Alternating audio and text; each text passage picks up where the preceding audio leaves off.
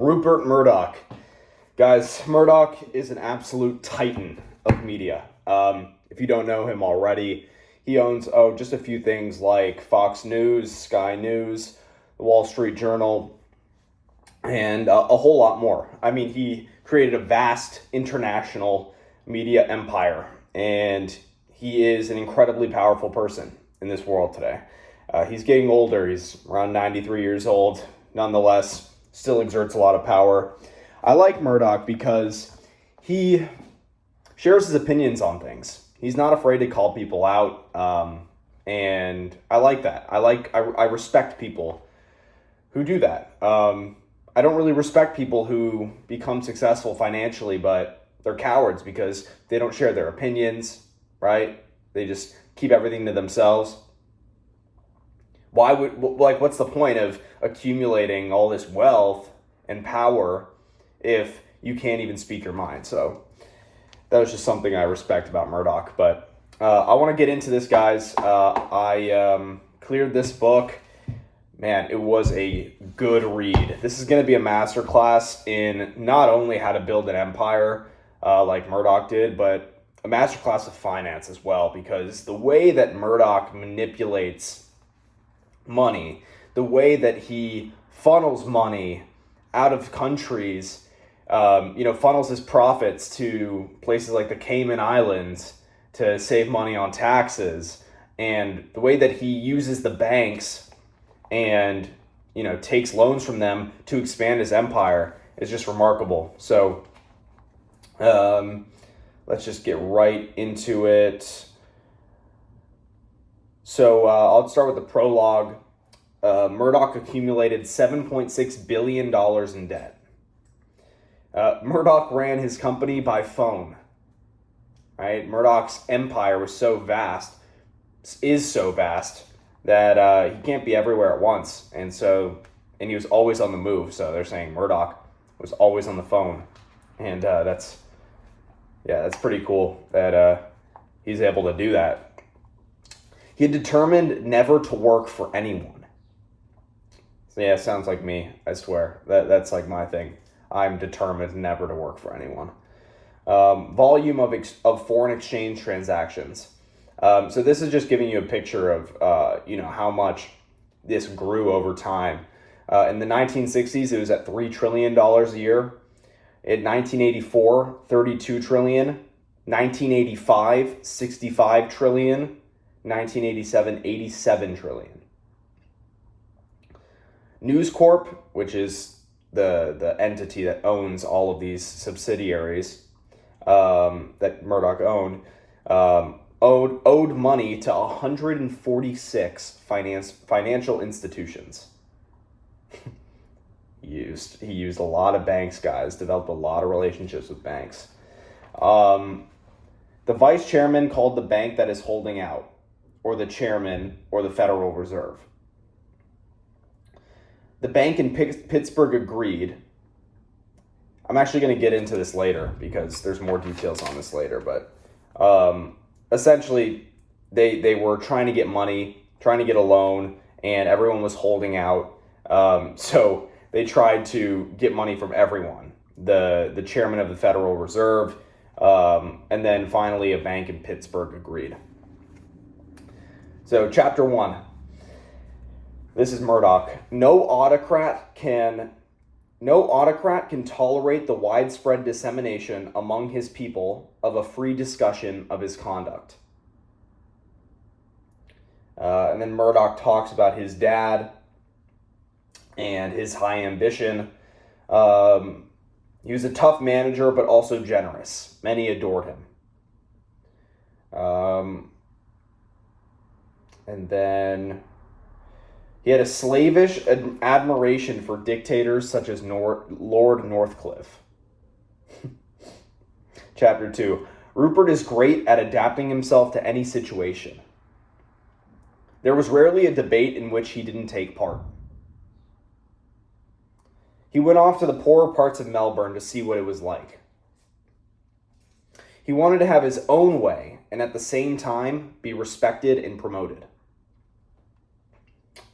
Murdoch had a portrait of Lenin in his room in college, and you're going to see throughout his life how his views, political views, changed over time, right? His philosophy. Murdoch was drawn in by socialism, communism, when he was in college. He turns out to be a much more conservative person in the future, pro-democracy, anti-socialism. And then someone said this about Murdoch. I don't know exactly who, but it's in the book, that they said, "I'm inclined to believe that he will make his first million with fantastic ease." Rupert was very critical of his elders. Rupert, in college, he ran for secretary of the school's labor club, the Labor Party in the UK. That's where he went to school. And he made a lot of noise doing so. Murdoch's father dies, and he inherits his father's interest in news companies that his father owned. And I think it's important that we understand this. Like, Murdoch wasn't entirely responsible for building this empire, right? He was born into the business in many ways. His father was already successful. That's not to diminish what Murdoch did, because what he did to expand the empire is remarkable. But we need to understand, like, where do we have places of leverage, right? Where do we already have an edge? And how can we exploit that edge to build something huge? And then Murdoch heads back to Australia to take over the family business. Rupert wanted to know everything and change everything. Criticism and suggestions were constant. He cut down the workforce. He always met every payment to his bankers, guys. Really important. That's why he was able to develop so many relationships with banks, because he always met every payment. He fired people briskly and without sentimentality. Rupert insisted that they be the first on the air. Chapter 4. He honed his instinct for the mass market. He was more interested in cash than in confrontation, in profits than in political positions. Some breaks were applied, sometimes. I like that line. He treaded people down when they got in his way.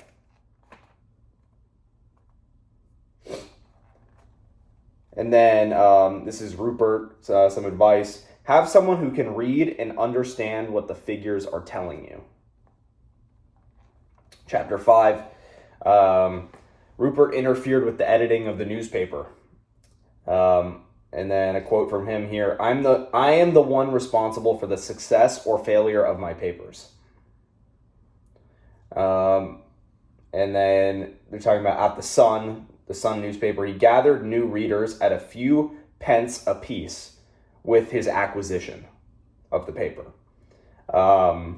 And it's saying that newspapers in the U.S. Charged up to $1,000 a reader. Newspapers in the U.S. changed hands for up to $1,000 a reader, right? When someone was buying a newspaper off of someone else. On Murdoch, he has a directness of approach that is like a breath of fresh air. A lot of the Sun's success was due to clever promotion. He always liked to be on the same side as the party in government.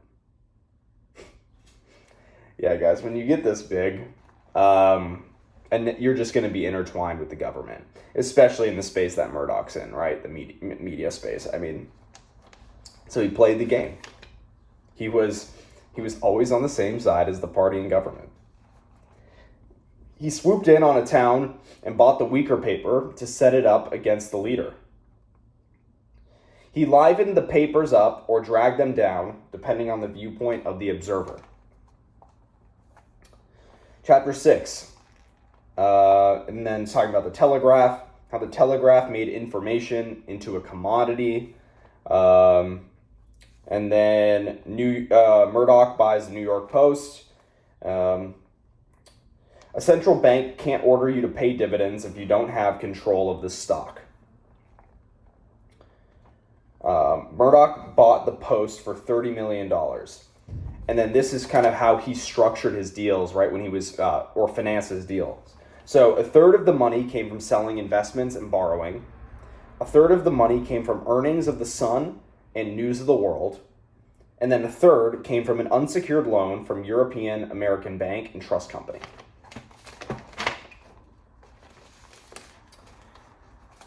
Murdoch's two motives were to beat his father and to run the world. He accused other publishers of being elitist. And this is a great play for from Murdoch, because Murdoch wanted to make himself a man of the people, right? And so he would call all these other publishers elitist, right? That they didn't respect the general public. And that got people on his side. Rather than them thinking of him as an elitist, and he's obviously super wealthy, they are on his side. And they're like, yeah, he's right. They are all elitist. They don't care about the poor man. They don't care about the middle class. People attack Murdoch for divisive journalism. And then talking about how important satellites were to his operation. Satellites offered the same prospects that the railroads had provided the barons of a previous era. That's how powerful they were. So it's also something to be said that the reason why Murdoch was able to build his empire is because so many technological advancements happened during his reign, right? Obviously contributing to the growth of the business. Let's see here. Murdoch presented a Tory view of the world. Murdoch instills confidence in you that you and he have a special, exclusive relationship. And they were saying that Murdoch kind of used that as a con trick to get people on his side, right? He instilled confidence in you that you and he had a special, exclusive relationship. 80% of international news was supplied by Reuters. Chapter 8, let's see. In Chapter 8, all I really have here is that he pays £10 million for controlling interest in satellite television and renames it Sky. Now we know Sky News. All right. Chapter 9, politics is just like the show business. Citibank becomes one of the news's principal bankers. News Corp 1984 revenue was $2.1 billion. Murdoch was interested above all in cash flow. Murdoch saw his father make a fortune for others without much benefit to himself. He tried to keep long-term debt equal to or below the shareholders' funds. Below the level of the shareholders' funds. Entertainment was the second largest export business after aerospace. Murdoch buys 6.7% of Warner Communications. Sound familiar? Time Warner. He expanded the communications industry. And then Murdoch insisted on receiving weekly profit and loss reports from each division of the company. He had his finger on the pulse, always, of the financial position of the company, guys. The television stations were collateral for their bonds. And then, if you guys know Mike Milken, he's kind of known as the junk bond king. He got into a lot of trouble back in the 80s, early 90s.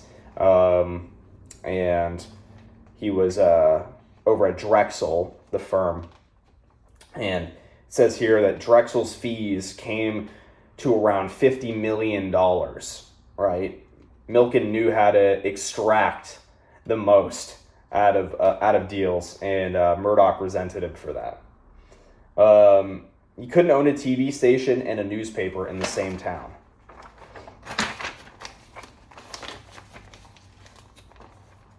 Right, going here. Skip to chapter 11. Murdoch gains his 5th national newspaper. Murdoch controlled 1/3 of the British press. That's power, guys. That's power. This is before we have Twitter and all these other, media forms. This is a lot of power that Murdoch wields. A third of the British press. Murdoch goes after the Financial Times. He painted himself as an enemy of the establishment, just like I was talking about earlier, right?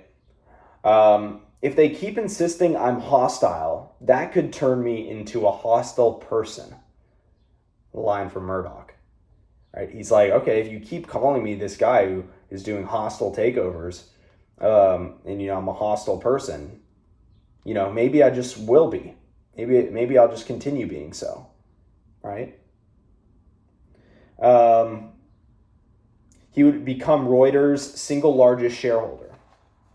And remember, like we said, Reuters, on the last page, Reuters controlled 80% of international news.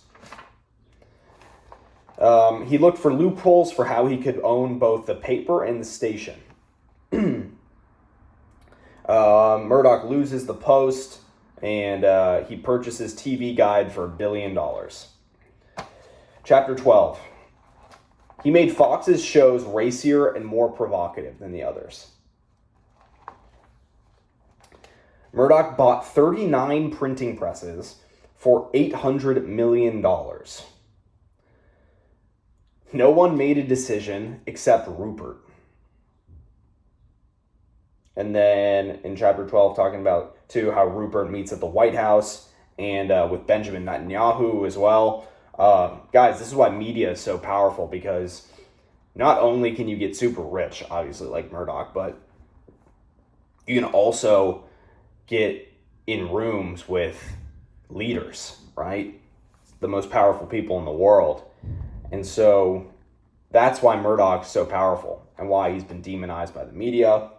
And it's why people come after him, because he does have a lot of power, and he has great relationships with people in power.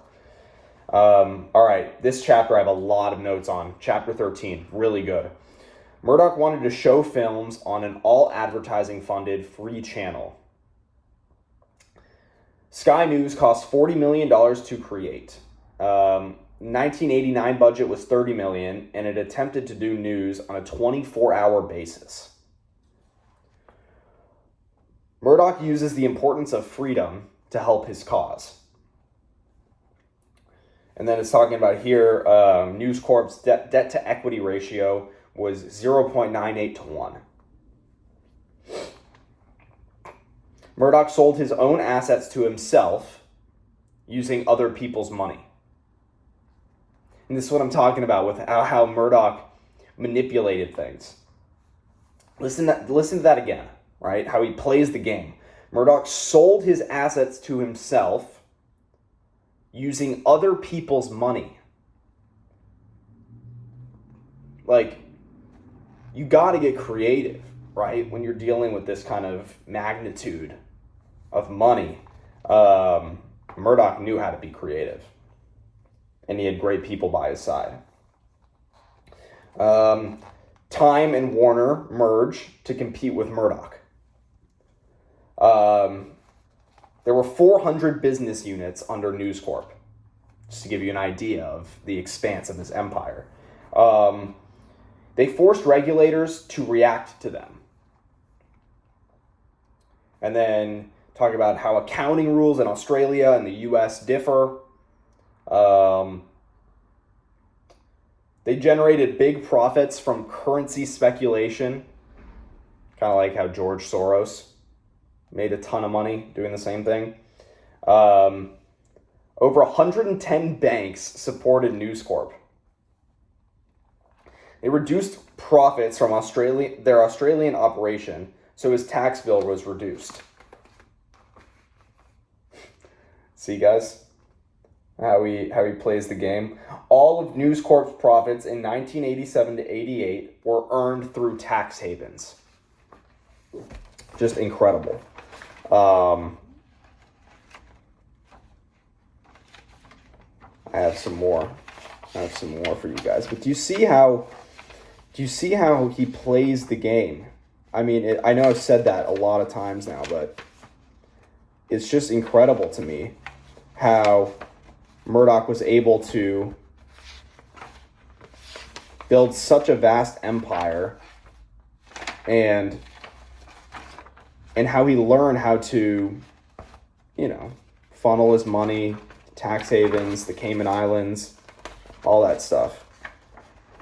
This is stuff that we have to learn if we want to build massive empires, right? All right, guys, I got a few more notes for you, and then we'll wrap it up. So, chapter 14, Murdoch goes on a tour of Eastern Europe, denouncing socialism. See how his views have changed over time. In college, he was a socialist, had Lenin in his bedroom, a poster of Lenin, and now he's denouncing socialism. News Corp's debt to equity was 1.85. Net interest coverage was 1.6. In the early 1990s, interest payments devoured more than a quarter of cash flow for American companies. Early 90s, interest payments devoured more than a quarter of cash flow for American companies.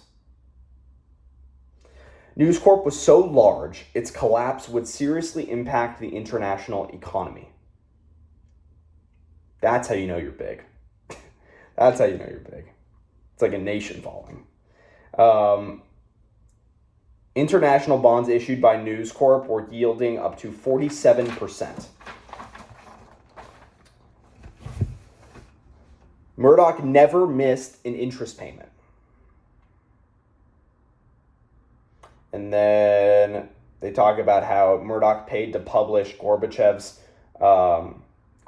wife's book. Went to Russia and met with them. Chapter 15, News Corp was only paying 4.5% tax on its profits. Murdoch cut capital expenditures and reduced the workforce by 18%. Murdoch meeting the override debt repayment obligations early would help him set extensions on his debt maturities. Murdoch raises money to reduce bank debt. And then a quote from Murdoch, "There is in this company only one principle. The only solo owner of a multimedia empire." That's Murdoch. Only solo owner of a multimedia empire. He ran into trouble regarding what stories crossed the line at the company, right? This is media. You're going to get in trouble. Stories are going to come out. A lot of people will say they crossed the line, and that will get you into some difficult situations. You got to explain yourself. Murdoch has apologized multiple times in his life for stories that have come out under his media outlets, his newspapers. And then this is the last few notes I have for you guys. Annual revenue goes from $5 million in 1960 to $8.4 billion in 1991. Here it says, Stalin said that if he controlled Hollywood, he'd control the world. This is how powerful American media influence is, guys. That's Stalin saying something like that.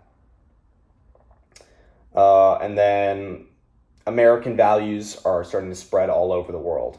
And that's what a lot of people bash the U.S. for trying to push their agenda on other countries. I think we have done that to some extent, and I understand why people don't like that. but it just shows the power of our country, right? That, our influence is just spreading globally. And I do believe that at our core, American values are very strong. And so I'm not mad at that. I think it's a good thing. So guys, I hope you enjoyed this book. If this book taught you anything, it's that there are zero limits to what we can accomplish, right?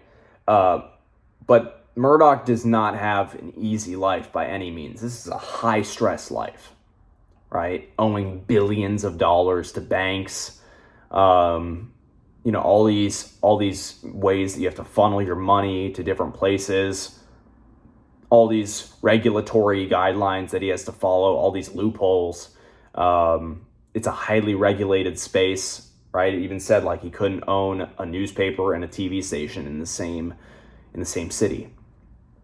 So there are a lot of things that you have to work around, but he became an expert of his industry. And so I think that's the point here. We have to become an expert at our industry at one thing, become remarkable at it, and then go all in from there.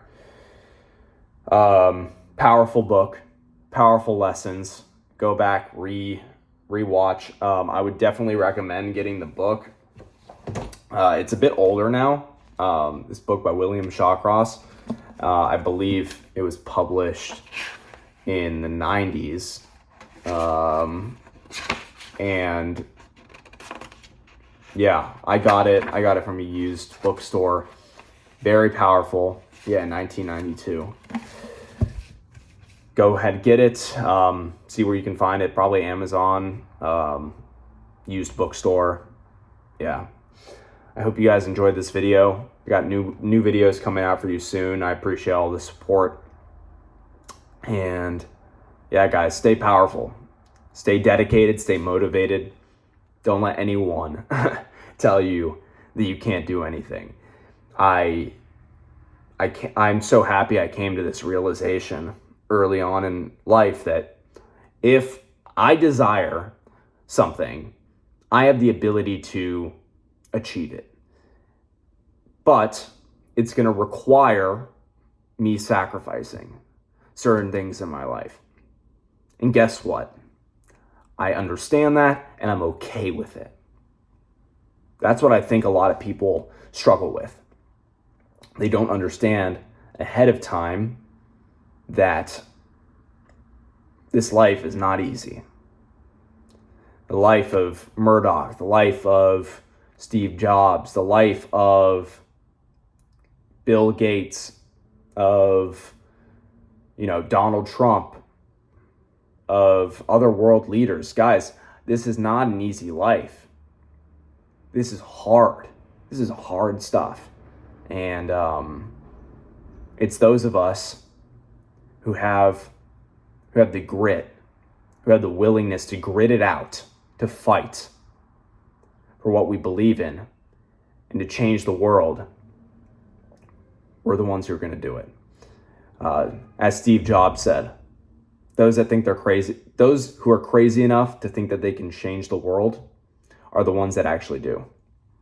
I don't know if that was a perfect, exact quotation from him, but you understand what I'm saying. So, yeah, guys, stay crazy, get after it, and I'll talk to you guys soon. Peace out.